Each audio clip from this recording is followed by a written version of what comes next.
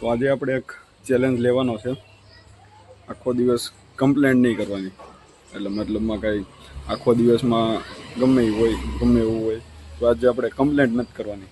આજે આખો દિવસ આપણે એવી રીતે કરવાનું છે કે આપણી એક પણ કમ્પ્લેન્ટ આપણીથી ના થવી જોઈએ. એકે વસ્તુમાં નહીં, ઓફિસમાં નહીં, પીજીમાં નહીં, ખાવામાં નહીં, ક્યાંય નહીં. એટલે આપણે આજ જોઈએ છે કહેતા હતા નવું કન્ટેન્ટ.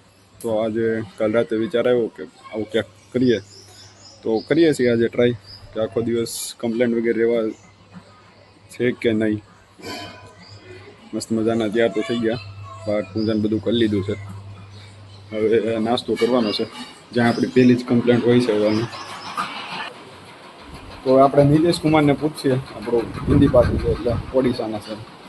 तो नीतीश कुमार, आज मैंने एक चैलेंज लिया है, बिना कंप्लेंट के पूरा दिन रहना है, तो क्या होगा? तेरे को क्या लगता है? मेरे को तो 10 मिनट में ही तेरा कंप्लेन अभी मैं दे दूंगा। नहीं, कौन सब्जेक्ट अच्छा लगता है? बैगन।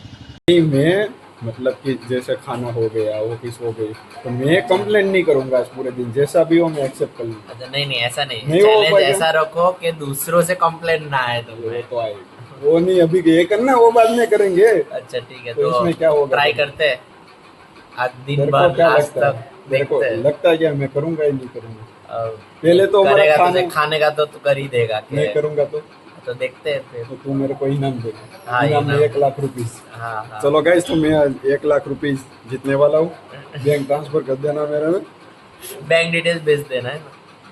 अरे वो तो मैं तेरे को QR कोड दे दूंगा। बराबर। अरे QR कोड पे 1 लाख नहीं चलता। उसको काम करने देंगे ना। अब दूसरे से નીતિશ તો કહે છે કે તું કમ્પ્લેન્ટ કર્યા વગરનો રહે નહીં, ખાવામાં તો તું કરી જ તે, પણ નહીં, હું નહીં કરી. જો અત્યારે નાસ્તો છે પૂરી ખાઈ લેવાનું છે, કાંઈ કમ્પ્લેન નથી કરવાની. આપણે ચેલેન્જ જીતવાનું છે યાર. આપણે 1 લાખ રૂપિયા પ્રાઇસ છે, તો ચાલો નાસ્તો કરી લઈએ. હવે બાકી જોઈએ પછી આજે આખો દિવસ કેવો જાય છે, કમ્પ્લેન થાય છે કે નહીં. સાંજના આખું કહીશ કે કમ્પ્લેન કરી છે કે નહીં, અને જે હોય આપણે સાચું જ કહેવાનું છે. કરીએ છીએ તો કહી દઈશ કરી છે અહીંયા. તો ચાલો મળીએ થોડી વારમાં.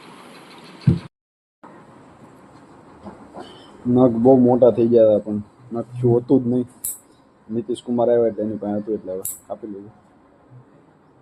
નખનું તો થતું સરકારી સ્કૂલમાં, ગામડાએ ભણતા ને સરકારીમાં, તો ત્યાં બુધવારે નખ ચેક કરે. જેના મોટા નખ હોય ને ઉઠક બેઠક કરાવે, મારે, ઓઠીએ મારે. અમારે મનોજ સર કરીને હતા, એક ચીટકો ભરે એટલે તમે રેસ કરવા મળો. ગાડીની રેસ કેમ થાય એમ તમારા શરીરમાં રેસ થવા મળે. ત્યારે અમે ઊભા દાંતેથી કાપી લેતા, એ તોય ખબર તો પડી જ જતી અત્યારે કાંઈ પણ. પછી આપણે ખાધેલા છે, માર ખાધા, ઉઠક બેઠક બહુ કરી. સરકારીમાં મોજ જ કરી. ભણ્યા તો ઓછું ભણ્યા એમાં, તો મજા આવતી એમાં. નાના હતા કે નહીં. નખ કાપી લઈએ, બાકી જોઈએ આજ આખો દિવસનું કેમ જાય. પછી નીકળી ગયા આપણે ઓફિસ બાજુ બસમાં, જ્યાં હું વધારે જ કમ્પ્લેન્ટ કરું છું. આજે જોઈએ આપણે શું થાય છે. ઓફિસે પહોંચી ગયા ને ગ્રીન ટી આવી ગઈ ગ્રીન કપમાં, તો આપણે એને પી લઈએ. બપોરનો લંચ ટાઈમ હતો તો હું બહાર નીકળીને ચાલતો હતો. હજી કાંઈ અત્યાર સુધી કાંઈ કમ્પ્લેન્ટ કરી નથી. આગળ જોઈએ હવે શું થાય. ઓફિસમાં તો મારી મોસ્ટલી કમ્પ્લેન્ટ હોતી જ નથી, કારણ કે ઓફિસનું વાતાવરણ એ ટાઈપનું હોય છે, એટલે મજા આવે ઓફિસ. સાંજના 5 વાગી જાય એટલે આવી ગયો નાસ્તો. નાસ્તામાં છે પાપડી, તો હાલો ખાઈ લઈએ. તો ઓફિસથી આવીને ફ્રેશ થઈને ગેસ ઉપર આવી ગયા છીએ. તો આજે આપણે લીધો તો એક ચેલેન્જ સવારે, કે આજે આખો દિવસ આપણે કમ્પ્લેન્ટ નહીં કરવાનો. પણ સવારમાં જ્યારે નાસ્તો કરવા બેઠા ત્યારે તે કમ્પ્લેન્ટ થઈ ગઈ ચાની, કારણ કે ચામાં કાંઈ સ્વાદ નહોતો. એટલે હું નાસ્તામાં ચા સારી ના હોય ને એટલે મજા ન આવે, એટલે ત્યાં એક કમ્પ્લેન્ટ થઈ ગઈ. પણ આખો દિવસ પછી આપણે ક્યાંય કમ્પ્લેન નથી કરી, ઓફિસમાં, બસમાં કે જમવામાં કે ક્યાંય અત્યાર સુધી હજી નથી કરી, અને હજી બી નહીં કરી રાતે તે. તો આપણે નીતિશ કુમારે ચેલેન્જ હતો કે ભાઈ તું એક કમ્પ્લેન નહીં કરે આખો દિવસમાં તો 1 લાખ રૂપિયાનો પ્રાઇઝ હતું. આપણે હારી ગયા, પણ ઘણું ખરું શીખવા પણ મળ્યું છે. આપણે અનનેસેસરી કાંઈ વિચાર્યા વગર જે વસ્તુ હોતી નથી તોય આપણે કહીએ કે આ વસ્તુ મારી પાસે નથી, મારી પાસે આ નથી, મારી પાસે આ નથી, પેલા પાસે એ છે, મારી પાસે નથી, તો હું શું કરું. પણ એવું તમે વિચારો એટલે વધારે નેગેટિવ થાવ. હું આખો દિવસ આજ મેં કમ્પ્લેન નથી કરી તો મને આમ એક રીતે પોઝિટિવ થિંકિંગમાં આવ્યું. જેમ કે હું બેઠો હોય ને બાજુમાંથી કોઈક કાર લઈને નીકળે તો મને એમ થાય કે મારી પાસે કાર નથી, આની પાસે જો કારમાં છે, કારમાં ફરે. તો મારી પાસે બાઇક છે એમાં હું સંતોષ નથી. એક રીતે પછી બીજો સાયકલ લઈને જતો હોય તો એ વિચારે કે ભાઈ આની પાસે તો બાઇક છે, મારી પાસે તો સાયકલ છે. એટલે એ રીતનું કે આપણને જેટલું છે એટલામાં ખુશ રહો. નવું સર્જન કરવાનું, નવું ક્યાંક કરવાનું, પ્રોબ્લેમનું સોલ્યુશન કરવા ઉપર ધ્યાન આપો, નહીં કે કમ્પ્લેન કરવા ઉપર. તમે જેટલી વધારે કમ્પ્લેન કરશો એટલા તમે નેગેટિવ થતા જશો, એટલે તમારો સક્સેસના રેટ ઘટશે.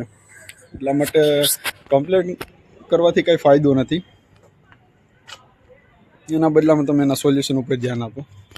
આપણને પણ બ્લોગિંગ નહોતું આવડતું, પણ આપણે શીખી ગયા. ધીમે ધીમે હજી શીખીએ જ છીએ. આપણે ડેઈલી બ્લોગિંગ કરતા, ડેઈલી રૂટિન દેખાડતા. આજે આપણે નવું ક્યાંક ટ્રાય કર્યું કે ભાઈ આખો દિવસ કમ્પ્લેન નહીં કરવાની, તો આપણને આમ નવું શીખવા મળ્યું. થોડું અમે કમ્પ્લેન નહીં કરવાનો વિચાર કર્યો તો એટલા મેં કમ્પ્લેન નહીં કરી. મને આમ થોડું પોઝિટિવ રહ્યો. તો બધું છે. તો આજના બ્લોગ બસ અહીંયા સુધી જ. મજા આવી આજના બ્લોગમાં.